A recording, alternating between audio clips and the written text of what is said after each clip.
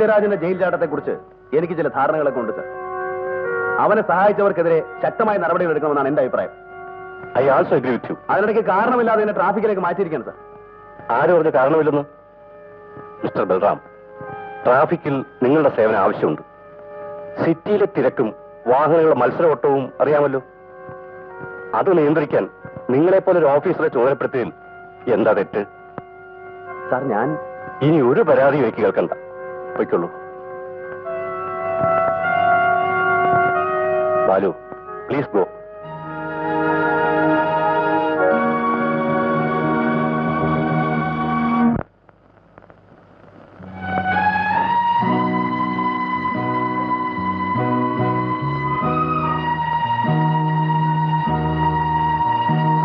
നമ്മൂര് പോണില്ലേ? പോയിക്കോളൂ.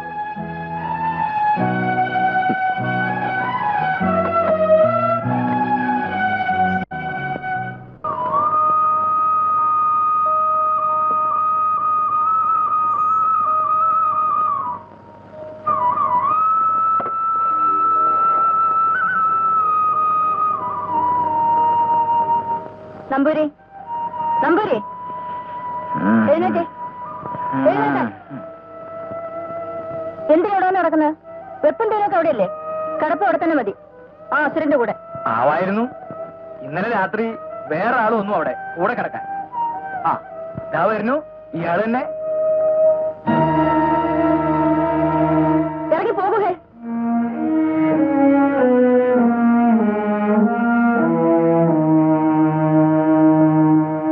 ദേശവും സഹാരമൊക്കെ എന്റെ അടുത്തല്ലേ ഉള്ളൂ. ഇവിടെ വയ്യല്ലോ. ഇഷ്ടകാരിയല്ലേ? അമ്പലത്തിൽ നിന്ന് വരികയായിരിക്കും അല്ലേ? ഞാൻ അതെ. ആ പ്രസാദവുമായിട്ട് ഇങ്ങോട്ട് വരരുത്.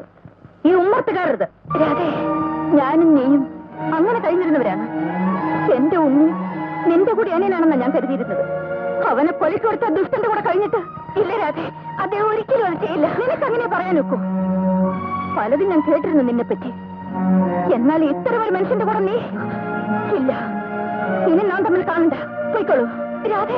പോകാൻ പോകാം. അതിനു മുൻപ് എനിക്ക് പറയാനുള്ളത് കൂടി നീ കേൾക്കൂ. എനിക്കൊന്നും കേൾക്കണ്ട. കേൾക്കണം. കേൾപ്പിച്ചിട്ടേ ഞാൻ പോകും.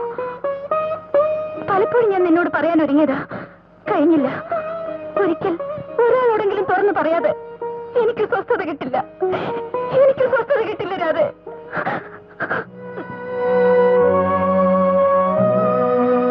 നിനക്ക് ഓർമ്മയില്ലേ, തിരുമേനിക്ക് പാലക്കാട്ടേക്ക് മാറ്റമായപ്പോൾ നിങ്ങൾ എല്ലാവരും പോയി. പിന്നെ ഞാനിവിടെ ഒറ്റയ്ക്കായി. എന്റെ പാർട്ട് ടൈം ജോലിയൊന്ന് സ്ഥിരമാക്കി കിട്ടാൻ ഞാൻ പലരെയും സമീപിച്ചിരുന്നു. കൂട്ടത്തിൽ ചന്ദ്രഹാസൻ വലിയ നേതാവാ. ചന്ദ്രാജിന്ന് വിളിക്കും. അങ്ങേര് ശുപാർശ ചെയ്യാമെന്ന് പറഞ്ഞ് എന്നെ തിരുവനന്തപുരത്തേക്ക് കൂട്ടിക്കൊണ്ടു പോയത്.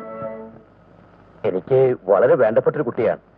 ചെയ്യാൻ കഴിയുന്നതിന്റെ മാക്സിമം സഹായം ചെയ്തിരിക്കണം. ചന്ദ്രരാജ് പറഞ്ഞാൽ പിന്നെ ചെയ്തു കൊടുക്കാതെ പറ്റുമോ? അപ്പോ നിങ്ങൾക്ക് ചോദിക്കാനും പറയാനും ഒക്കെ കാണുമല്ലോ. I mean interview.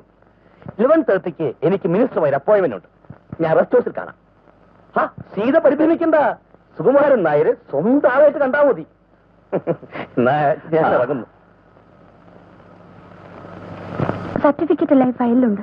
അതൊന്നും എനിക്ക് കാണണ്ട. ഇതൊരു ലേസൺ ഓഫീസാണ്. കമ്പനിക്ക് താല്പര്യമുള്ള പല ഗസ്റ്റുകളും ഇവിടെ വരും. അവരെ കാര്യമായി സ്വീകരിക്കുക. വേണ്ടപ്പോ അവരെ ഒന്ന് എന്റർടൈൻ ചെയ്യുക. അതിനുള്ള യോഗ്യത കുട്ടിക്കുണ്ടെന്ന് ഈ ശരീരത്തിൽ എഴുതി വെച്ചിട്ടുണ്ടല്ലോ. എന്താ നിങ്ങൾ പറയുന്നത്? ചന്ദ്രരാജ് നാട്ടിൽ നിന്ന് ഫോണിൽ വിളിച്ചപ്പോ ഞാൻ എല്ലാം വിശദമായി പറഞ്ഞിരുന്നു. പിന്നെന്താ ഒരു മനസ്സിലാകായിക? കണ്ടറിഞ്ഞു നിന്നാൽ അതിൻ്റെതായ മെച്ചമുണ്ടാവും. പരിഭ്രമിക്കണ്ട. ഇവിടെ വേറെ ആരുമില്ല.